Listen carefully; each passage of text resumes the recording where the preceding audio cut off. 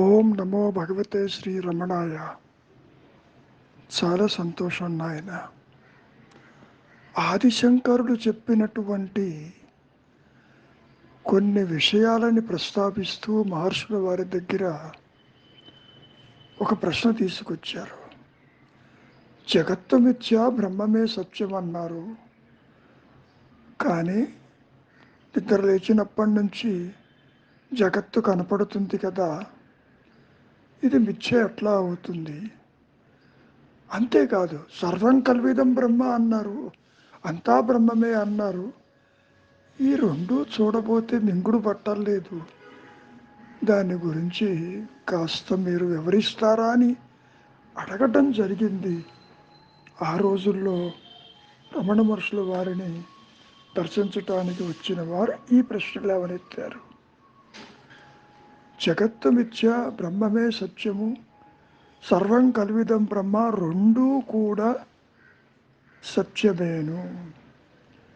రెండూ సత్యమనేసరికి ఎటుపోవాలో తెలియదు, ఏ విధంగా అర్థం చేసుకోవాలో తెలియదు. దానికి నీవు చూసే భిన్న కోణాలలో ఉన్నది. మొట్టమొదటి నువ్వు ఏం చూస్తున్నావు? సత్యము, నిత్యము, నిద్ర లేవంగానే కనపడుతుంది జగత్తు. కానీ అది ఎప్పుడైతే మార్పు చెందుతున్నదో, నీవు నిద్రించేటప్పుడు జగత్తు కనపట్టలేదుగా. కాబట్టి నీవే కొంతకాలం తరువాత ఈ జగత్తు నిజం కావటం లేదని నేతి నేతి అంటూ దాన్ని తిరస్కరిస్తూ పోతున్నావు కదా. చివరికి ఆత్మలో చేరి ఆత్మగా మిగిలి ప్రకాశిస్తున్న స్థితిలో అక్కడ ఏకమే చూస్తావు. అదే శంకరులు కూడా చెప్పింది, ఆత్మస్థితిని ఏకం నా ద్వితీయం, రెండవది లేదు, అన్యత్వము లేదు, ఉన్నదే ఆత్మస్థితి అని నీవే తెలుసుకుంటావు కదా. అయితే ఏదైతే అసత్యమని నిరాకరించినటువంటి ఆ జగత్తు ఉంది చూశావు, అది కూడా ఏకంలోని అంశమే అని గుర్తిస్తాము. దీనికి ఒక మంచి ఉదాహరణ కూడా మహర్షులు వారు చెప్పారు. ఆభరణము బంగారము ఉన్నది, బంగారం లేకుండా ఆభరణం లేదు. బంగారం తెలియకుండా ఆభరణాన్ని చూస్తే అది మిథ్య లేదా కూడా. కాబట్టి బంగారంతో కలిపి ఆభరణాన్ని కనుక నీవు చూచినప్పుడు ఏమంటావు?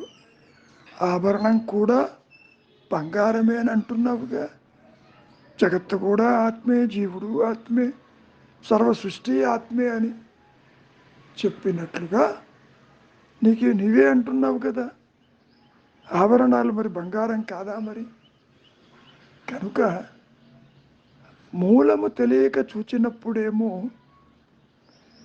దానికి ఉనికి లేదు, మూలముతో కలిపి చూచినప్పుడు అక్కడ అంతా కూడా మరి ఆభరణములన్నీ బంగారమేగా, సృష్టి యావత్తు కూడా ఆత్మే కదా. కాబట్టి సర్వం కల్విదం బ్రహ్మ, అంతా బ్రహ్మమే. అంటే ఉన్నదే బ్రహ్మము ఏ రూపేణ నీవు చూచినప్పటికీ అని అర్థం చేసుకోవటంలో ఉన్నది అన్నారు రమణ మహర్షుల వారు. ఇంకా మనం లోతుగా పరిశీలిస్తే సత్యాన్ని మనం వ్యవహారిక సత్యమని, ప్రాతిభాషిక సత్యమని, పారమార్థ సత్యమని, ఇట్లా ఈ విధంగా భిన్న కోణాలలో చూస్తూ ఉంటాం. ఉదాహరణకి ఈ వ్యవహారిక సత్యం అనేది చూశారు, దైనందిక జీవితంలోనిది. ఎదురుగుండా నీ కళ్ళ ముందు ఒక కుర్చీ కనపడుతున్నది. కుర్చీ ఉన్నట్టు నీకు చెప్పటంలే, నువ్వు గుర్తిస్తున్నావు. కాబట్టి ఈ కుర్చీ నాకు కనపడుతున్నది, ఈ సంసారము కనపడుతున్నది, ఈ జగత్తు కనపడుతున్నది, ఇతరులు కనపడుతున్నారు అనేది దైనందిక జీవితంలో ఉందే కదా. అది సత్యమే కదా. అందుకని ఆ సత్యం ఎటువంటిది? వ్యవహారిక సత్యము. ఏ అవస్థకి ఆ అవస్థ సత్యముగా నీకు గోచరమవుతుంది. జాగ్రత్తావస్థలో కనిపిస్తున్నవి సత్యంగా గోచరమవుతాయి. కలగంటున్నప్పుడు కలలో కనిపిస్తున్నవి సత్యముగా గోచరమవుతాయి. సరే, ఇక నిద్రావస్థలో హాయిగా నిద్రించానన్న సంగతి బయటకు వచ్చి చెబుతుంటావు. ఇకపోతే భ్రాంతి ఏ విధంగా ఉంటుంది? ప్రాతిభాషిక సత్యం అన్నారు. ఎన్నోసార్లు ఆదిశంకరులు చెప్పుకొచ్చారు సర్పరజ్జు భయభ్రాంతి. రజ్జు సర్ప భ్రాంతిలో తాటి చుట్టను పామనుకున్నాము కదా, మరి ఆ పాము సత్యమే కదా. కొన్ని వేళల కొన్ని సందర్భాలలో మరి అది సత్యమే కదా. నీవు పరిశీలించినప్పుడు కదా పాము లేదు తాడే ఉందని. మరి పాము భయం కలిగినప్పుడు కూడా అది తాడే. తాడును చూసినప్పుడు కూడా పాము లేదు కదా. కాబట్టి ఈ భ్రాంతి అనేది కూడా ప్రాతిభాషిక సత్యం కింద తీసుకోవాల్సిన అవసరం ఎంతైనా ఉన్నదన్నారు. సరే, చరమస్థితి ఏమిటో చూద్దాం. పారమార్థిక సత్యము అంటే సత్యము నిత్యము మార్పు చెందనిది సత్య పదార్థాన్ని ఏ విధంగా అయితే మనం అర్థం చేసుకోవాలి?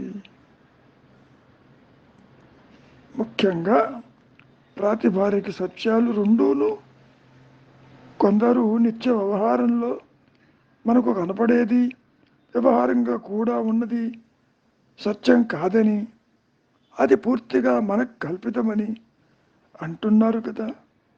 వారి ప్రకారం జగత్తు కేవలం మాయ అని, ప్రాతిభాషిక సత్యమని గుర్తించడం జరుగుతుంది.